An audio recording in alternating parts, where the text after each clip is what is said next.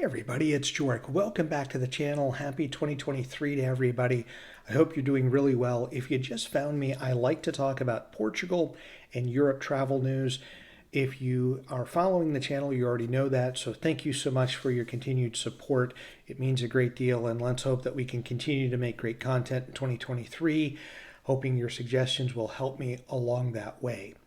Today, I want to be able to talk to you quickly about some changes that are happening in Portugal that if you are going to come here in 2023 to visit or to think about moving, you need to be aware of. So first, 2022, there were a lot of train strikes. Well, we're starting off 2023 doing much of the same. As you can see here from the screenshot, from January 3rd through January 8th, there will be many trains that will not be running or will have limited runs through this time. So whatever's going on with the strikes and whatever the workers are trying to be able to negotiate and get, it hasn't worked out well last year, so they're continuing into this year. So I'm not sure if I will be making consistent videos in 2023 of train strikes. I really hope not. I hope that there's some equitable solutions that can come from this. I will say that traveling by train throughout Europe, whether it be Portugal or the rest of Europe, is a fantastic and usually a more economical way to get around than a rental car. I will say, based upon what I've seen in 2021 and 2022, and just getting the news of the start of the new year and more strikes, I would recommend that you also look at bus routes. So if you're traveling throughout Portugal and you want to get to a certain destination, if it goes by train, go ahead and get the tickets, but you may also want to look at a bus or just forget the train and go by bus, because if you're looking over a 3-year window of who has gone on strike, trains are much more prevalent, whether it be the different unions associated with them, than buses. So it may be worthwhile, as you're looking to plot out your itinerary for your Portugal trip, to consider buses and bus times and where bus stops are as opposed to trains. So that's the first thing I want to get to you.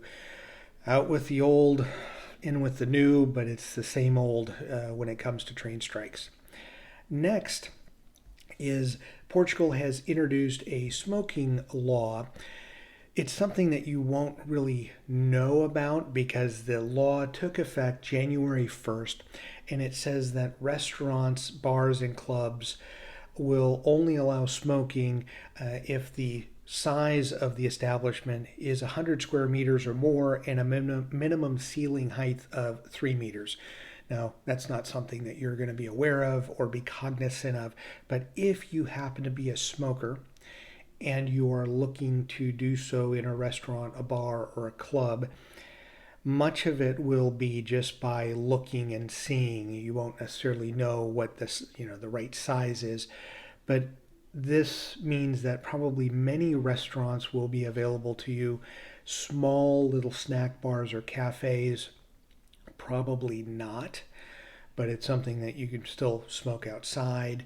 So I'm hoping that this isn't a big impact on those of you who smoke that are going to be coming to Portugal. But I wanted to make sure that you're aware of it because as we have lived here, we have just come in contact with many, or I should say more people who happen to smoke than not. And I'm saying this is different than vaping. I'm talking traditional cigarettes. So that came into effect January 1st. Just want to make sure that you're aware of it. And then lastly, as I mentioned, trains and buses are a better way to get around, I think, and more economical than rental car throughout Portugal. This is another reason why it made sense to get a train or a bus. And toll fees are going up 4.9% in Portugal, and that started January 1st with the new year. So what does that mean? If you get a rental car in Lisbon, let's say, and you're driving to the Algarve, you fly into Lisbon and you're going to go to the Algarve for a week or two and then take the rental car back. We've done that trip probably 4 times by rental car, and it's averaged anywhere from 40 to 60 euros for toll fees. Now that depends on where we've gone in the Algarve, and again, I would say that's a good average if you're going to go down to the Algarve and back from Lisbon. 40 to 60 euros is probably something that you should budget for. Let's say 50 euros to be on the safe side. Now that fees have gone up 4.9%. I will also say we've gone from Lisbon to Porto by car. We've done it by train and bus, but we've done car on a couple of occasions. And again, based upon the route that we've taken, it's averaged about 30 to 40 euros to go to and from Porto from Lisbon using the main highways that have toll systems. So there are ways that you can sneak around it, meaning you can take back roads and you can get to the Algarve and you can get to the Porto by going around, but it makes it more difficult, and it does take much more time for you to get to those destinations as opposed to just taking the tolls. So it's a way of life here. It's something that you have to deal with if you're going to use a rental car. I would say even with the fees going up 4.9%, for the expediency and the time saved by using the major roads as opposed to using some of the back roads, it's worth it. Again, it's just something I want to make sure that you are aware of when you're driving in Portugal. Another thing, I'm going to be making a video here in the next couple of weeks about different driving laws throughout Europe. But I want to touch on this one when it comes to those of you that have glasses, prescription glasses like I do. It's something that if you happen to be driving, you won't be asked for this at the time you get a rental car.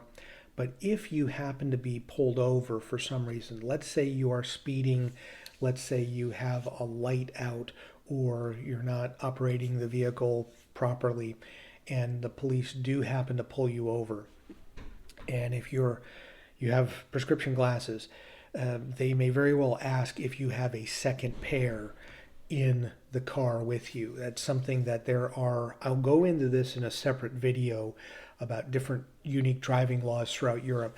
But in Portugal, we were driving into the Algarve, and I was speeding, and so I did get pulled over. And so the officer there was a fine involved for that, but he also had asked, do I have prescription glasses? Yes. And he asked if I had a second pair. And I was thrown off by that. I didn't realize that was something that in the Portuguese books, you do need to have a second pair with you when you're driving. Not the only country that requires that.